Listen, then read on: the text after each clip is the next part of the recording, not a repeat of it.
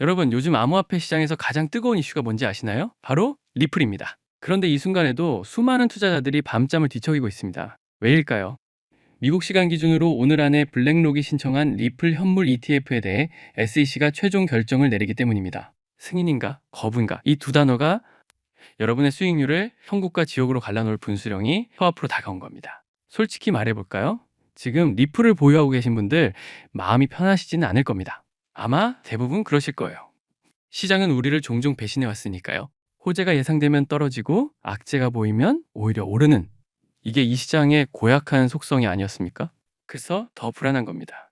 ETF 승인이라는 거대한 호재를 앞두고도 가격은 제자리 걸음을 하고, 최근 며칠간은 오히려 시장이 크게 요동쳤습니다. 비트코인이 10만 달러 아래로 밀리면서 알트코인 전반이 흔들렸고, 리플도 예외는 아니었죠. 그런데 여기서 하나 묻고 싶습니다. 여러분은 진짜로 리플이 무엇인지, 리플이라는 회사가 어떤 일을 하는지 제대로 이해하고 계십니까? 아니면 남들이 오른다 하니, 유튜버가 추천하니, 커뮤니티가 떠들썩하니 따라 들어가신 건 아닙니까? 솔직해집시다. 대다수 투자자들은 코인의 본질보다 가격의 진폭만 쫓습니다. 오늘 얼마나 올랐나, 내일 얼마나 뛸까, 언제 팔아야지, 이런 생각이 머릿속을 꽉 채우죠. 그러다 보니 정작 핵심을 놓치게 됩니다. 왜 이 코인이 오르는지, 왜 이 자산으로 돈이 몰린지, 그 근본 이유 말입니다. 지금 이 순간에도 글로벌 금융 시스템은 조용하지만 분명하게 변하고 있습니다. 블랙록 같은 초대형 운용사가 왜 리플의 시선을 돌렸는지, 나스닥 CEO가 왜 리플 행사에 모습을 비췄는지, IMF가 왜 국경 간 결제의 미래를 논하며 특정 기술을 암시하는지, 이 퍼즐 조각들은 하나의 큰 그림을 이루고 있는데 다수는 이를 보지 못합니다. 눈앞의 가격 출렁임에만 정신이 팔려 있기 때문입니다. 제가 오늘 이 영상을 만든 이유는 단지 ETF 승인 여부를 맞추려는 게 아닙니다. 물론 그 또한 중요하죠. 하지만 더 중요한 건 여러분이 지금 무엇에 투자하고 있는지, 그 본질을 제대로 이해하는 일입니다. 그래야 시장이 흔들려도, 가격이 눌려도, 불안한 뉴스가 쏟아져도 중심을 잡고 버틸 수 있습니다. 그럼 본론으로 들어가 보겠습니다. 우선 지금 가장 궁금해하실 질문부터 짚어볼게요.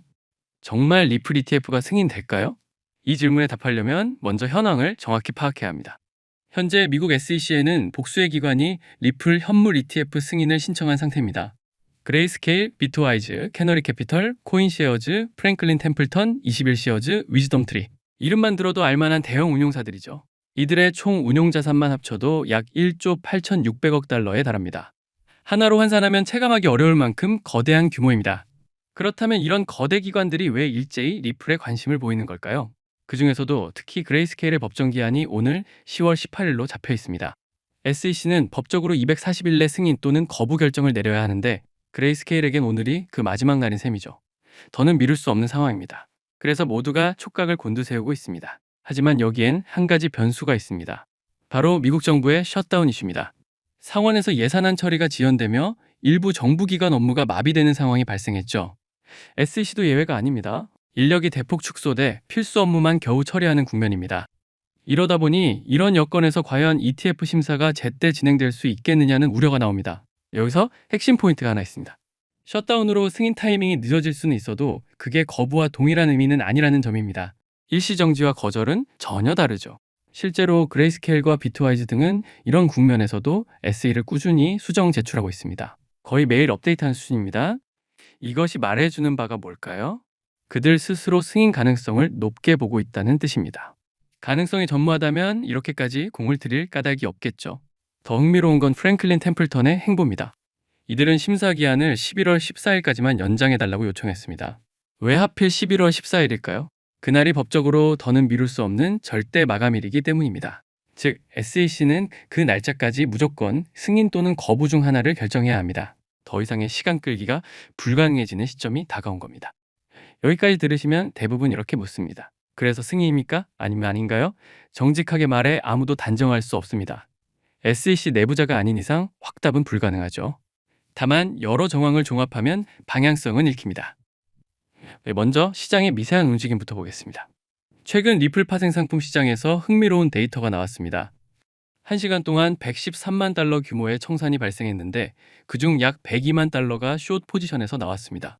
반면 롱 청산은 약 10만 4천 달러에 그쳤죠. 청산 비율이 거의 10대 1입니다. 의미하는 바는 명확합니다. 하방에 베팅했던 이들이 대거 손실을 보고 포지션에서 퇴장했다는 뜻입니다. 공매도가 낯선 분들을 위해 간단히 설명드리면 가격 하락 시 수익을 내는 전략입니다. 예컨대 리플이 2.5달러일 때 2달러까지 떨어질 거라 예상한다면 지금 2.5달러에 먼저 팔고 나중에 2달러에 다시 사서 차익을 얻는 방식이죠.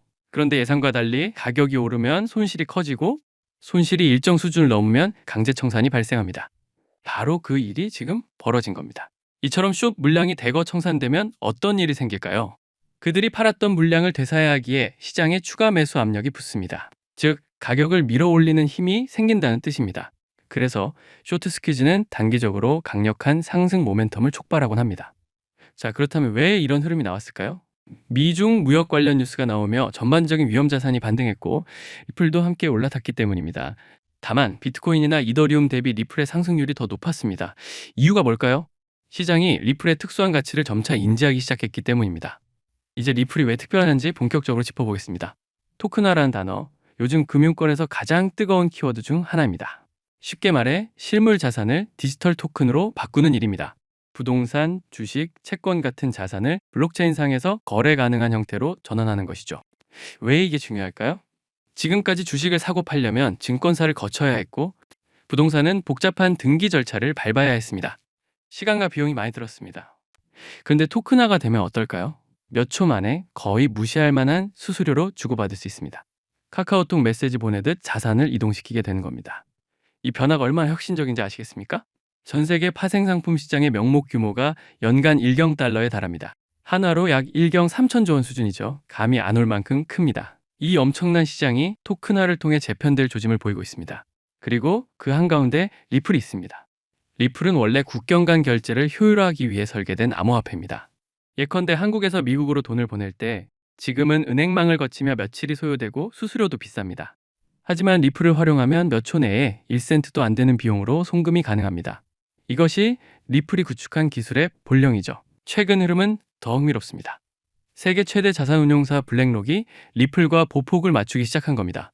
블랙록은 토큰화 시장을 기존 파생 시장과 연결하는 거대한 그림을 그리고 있습니다. 그 축에 리플의 네트워크가 놓여 있습니다. 실제로 블랙록은 올 초 토큰화된 국제 펀드를 담보로 세계 최초의 파생 거래를 성사시켰습니다. 그리고 최근에는 리플과의 협업을 통해 리플 레저상에서 자산 토큰화를 추진한다는 소식이 전해졌죠. 리플 레저는 리플이 운영하는 블록체인 네트워크를 뜻합니다. 이 위에서 토큰화된 자산을 발행, 이동, 정산할 수 있게 하는 기반입니다. 왜 수많은 체인 중 리플일까요? 이유는 간단합니다. 리플의 처리 속도와 비용 경쟁력이 압도적이기 때문입니다. 현재 국제 결제는 스위프트 네트워크가 주도하는데 리플의 ODL은 속도, 비용 면에서 스위프트를 크게 앞섭니다. 게다가 리플은 이미 전 세계 수백 곳의 금융기관과 파트너십을 체결해온 레퍼런스를 보유합니다. 더 나아가 리플은 단순한 기술회사를 넘어서고 있습니다. 최근 미국 통화감독청에 은행 인가를 신청했고 기관을 대상으로 리플 담보대출을 제공하는 디파이 영역에도 진출했습니다. 또한 기업 재무관리 솔루션 업체인 지트레저리를 인수하며 전통 금융망과의 연결을 강화했습니다. 이는 곧 리플이 미래의 금융 시스템의 핵심 인프라가 되려 한다는 신호입니다. 그 과정에서 리플의 역할은 점차 커질 수밖에 없습니다.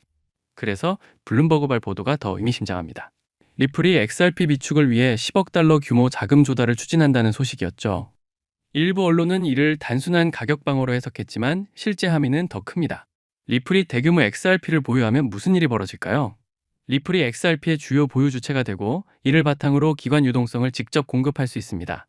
다시 말해 리플이 블록체인 결제은행으로 진화하는 길이 열립니다. 이는 코인 가격 차원을 넘어 금융 시스템 구조의 전환을 뜻합니다. 나스닥 CEO 아데나 프리드먼이 왜 리플의 스웰 행사에 참석했는지 이제 납득이 되실 겁니다. 그녀는 최근 인터뷰에서 곧 등장할 실시간 화폐 이동에 준하는 놀라운 기술을 언급했습니다. 몇 초 만에 거의 무에 가까운 비용으로 자금이 오가는 시대 말입니다. 직접 이름을 밝히진 않았습니다. 왜일까요? 이미 많은 이들이 무엇을 가리키는지 알고 있기 때문입니다. 바로 리플과 XRP죠. IMF의 제레미 알레어 또한 비슷한 취지의 말을 했습니다. 5년 뒤엔 국경 간 결제라는 표현 자체가 국경 간 이메일처럼 어색해질 거라는 전망입니다. 예전엔 해외로 문자 하나 보내도 요금이 붙었지만 지금 메신저로 전 세계 누구에게나 사실상 무료로 메시지를 보냅니다. 송금도 곧 그렇게 될 겁니다. 그 중심축에 XRP가 있다는 관점입니다. 이제 다시 처음 질문으로 돌아가 보겠습니다. 정말 XRPTF는 승인될까요? 솔직히 단기적 승인 여부보다 더 큰 건 방향성입니다. 설령 셧다운 여파로 며칠 미뤄지더라도 결국 승인 가능성은 높다고 봅니다. 너무 많은 초대형 기관이 이미 움직였고 금융 시스템이 그쪽으로 재편되는 흐름이 뚜렷하기 때문입니다.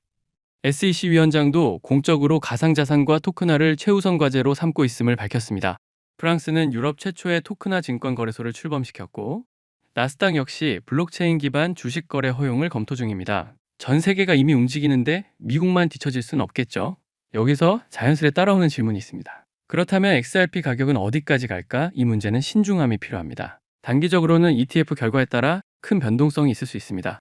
승인 시 급등 가능성이 높고 거부나 연기 시 일시 하락도 배제할 수 없습니다. 다만 중장기 관점에서 여러 전문가들은 3달러에서 10달러 구간을, 일부는 리플의 IPO 이슈까지 감안하면 35달러 가능성도 거론합니다.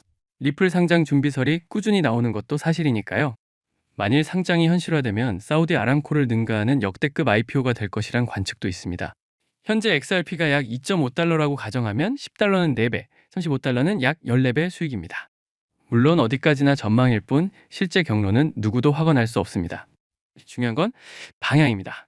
XRP는 투기적 자산에 그치지 않고 실사용 기반의 유틸리티를 지닌 자산입니다. 여기서 비트코인 사례를 떠올려보죠. 초창기 비트코인을 사람들은 비웃었습니다. 10만 원이 100만 원? 말도 안 된다고 했죠?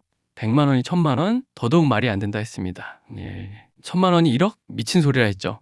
결과는 어떻게 됐습니까? 지금 비트코인은 업비트 기준 1억 6천만 원대에서 거래되고 있습니다. 왜 이런 일이 가능했을까요? 다수가 숫자만 봤기 때문입니다. 눈앞의 가격만 보니 비현실적으로 느껴졌던 겁니다. 하지만 구조를 봤어야 합니다. 비트코인의 공급은 제한돼 있고 수요는 시간이 지날수록 확대되는 구조였습니다. 이 구조를 이해한 이들은 큰 수익을, 숫자만 본 이들은 기회를 놓쳤습니다. 지금도 같습니다. 가격이 2달러대라서 대단치 않아 보인다고요? 그건 숫자에만 집중한 시각입니다. 구조를 보셔야 합니다. 글로벌 금융이 재편되고 토큰화 시장이 열리며 국경 간 결제 인프라가 혁신됩니다. 그 축에 XRP가 있습니다. 이것이 바로 구조입니다. 물론 단기 변동성은 상존합니다. 최근 며칠처럼 시장이 크게 흔들릴 수도 있죠. 비트코인이 20% 넘게 밀리며 XRP에서도 약 6억 1천만 달러 규모의 롱 청산이 발생했습니다. 하나로 8천억 원이 넘는 금액입니다. 많은 이들이 손실을 받고 일부 해외에선 극단적 선택 소식까지 전해졌습니다. 그런 상황에서 무엇을 해야 할까요? 가장 중요한 건 패닉에 빠지지 않는 것입니다. 급락장에서 성급히 손절하지 마세요. 팔지 않으면 손실은 확정되지 않습니다. 반대로 저점에서 매도하면 그때 진짜 손실이 굳어집니다. 시간을 두면 반등 국면에서 회복할 여지가 생깁니다. 실제로 많은 투자자들이 같은 실수를 반복합니다. 떨어지면 두려워서 던집니다. 그리고 며칠 뒤 반등하면 크게 후회하죠. 2021년 XRP가 1.92달러까지 치솟기 직전에도 많은 이들이 팔았습니다. 리플의 SEC 소송으로 증권 지정 공포가 컸기 때문이죠. 결과는 어땠습니까? 가격은 급등했고 판 사람들은 뒤늦게 땅을 쳤습니다. 지금도 비슷합니다. 시장이 출렁일 때마다 불안이 커집니다. XRP가 1달러까지 밀릴 거란 기사, 고래 매도설 같은 뉴스가 돌죠. 하지만 이런 얘기는 늘 있었습니다. 약손을 털어내려는 흔들기입니다. 어느 순간 충분히 털었다 싶으면 급등을 연출합니다. 이게 이 시장의 상투적 패턴입니다. 따라서 앞으로 XRP가 주요 저항 구간을 돌파할 경우 급등이 재현될 여지가 큽니다. 21년 4월 일봉 차트만 보아도 500원에서 2,500원까지 한 달 만에 5배가 오른 전례가 있었죠. 그 폭등 이전에 뚜렷한 신호가 하나 나왔습니다. 스퀴즈 모멘텀 인디케이터의 색이 연두색으로 바뀌었기 때문입니다. 이후 급등이 전개되었고 스퀴즈 모멘텀 색이 빨간색으로 전환되자 XRP는 하락 전환했습니다. 즉 폭등 직전 연두색으로 바뀔 때 미리 매수하고 빨간색이 나타나면 매도하는 전략으로 큰 수익을 노릴 수 있다는 뜻입니다. 해당 차트는 2020년 XRP 급등 구간으로 이때도 연두색 신호가 먼저 나오고 급등이 뒤따랐음을 확인할 수 있습니다.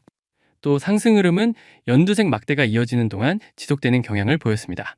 반대로 스퀴즈 모멘텀이 빨간색으로 바뀌면 리플은 급락을 맞습니다. 그래서 스퀴즈 모멘텀이 빨간색, 파란색, 흰색일 때는 매수 진입을 피해야 한다는 결론이 나옵니다. 스퀴즈 모멘텀은 상승 모멘텀이 순간적으로 폭발하는 찰나를 포착해주는 지표입니다. 슈퍼트렌드와 함께 전 세계적으로 1에서 2위를 다툴 정도로 인기가 높은 지표이기도 하죠. 이 스퀴즈 모멘텀은 1분봉뿐만 아니라 5분봉 트레이딩에서도 하루 1에서 2회 대략 10에서 30% 수준의 꾸준한 수익을 기대해 볼 수 있습니다. XRP가 평소처럼 횡보할 때는 스퀴즈 모멘텀의 색도 대개 흰색이나 파란색을 띠므로 매수 금지 구간임을 알 수 있습니다. 이후 급등 직전 연두색 신호가 출현합니다. 이때 상승 모멘텀 폭발을 확인하고 매수에 들어갑니다. XRP가 급등했고 빨간색 신호가 나온 뒤에는 익절을 진행합니다. 그 다음 XRP는 급락으로 전환되었습니다. 3시간 동안 4% 상승이 나왔고 레버리지를 5배 사용하면 20% 수익을 실현할 수 있었습니다. 스퀴즈 모멘텀 기반의 5분봉 매매는 상승 모멘텀이 붙은 알트코인 전반에도 적용 가능합니다. 위 차트는 시바이누 5분봉 사례로 파란색, 흰색 구간에서 연두색으로 전환되는 지점에 매수합니다. 이후 가격이 급등했고 빨간색으로 바뀌는 순간 익절합니다. 1시간 동안 시바이누는 5.5% 상승했으며 레버리지 사용으로 22% 수익을 만들었습니다. 즉, 스퀴즈 모멘텀을 활용하면 연두색으로 전환되는 종목을 찾아 연속적으로 수익을 축적할 수 있습니다.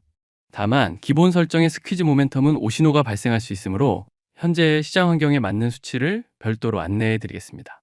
그런데 이 수치가 무분별하게 퍼지는 건 제가 또 원치 않아서 제 채널을 구독해 주신 우리 구독자분들께만 알려드릴까 하는데요. 지금 화면에 보이시는 번호로 스퀴즈 모멘텀 수치 보내달라고 문자 주시면 제가 문자 확인하자마자 이 스퀴즈 모멘텀의 현재 시장에 맞는 수치값을 바로 보내드리도록 하겠습니다. 수치를 받으셨다면 이 스퀴즈 모멘텀 수치 변경하는 곳에서 수치를 잘 변경하신 다음에 아까 제가 보여드렸던 대로 이 스퀴즈 모멘텀에 따라 매매를 진행하신다면 적어도 여러분들은 잃지 않는 매매를 꾸준히 하실 수 있으실 겁니다. 자, 그럼 오늘 영상은 여기서 마치겠습니다. 시청해 주셔서 감사합니다.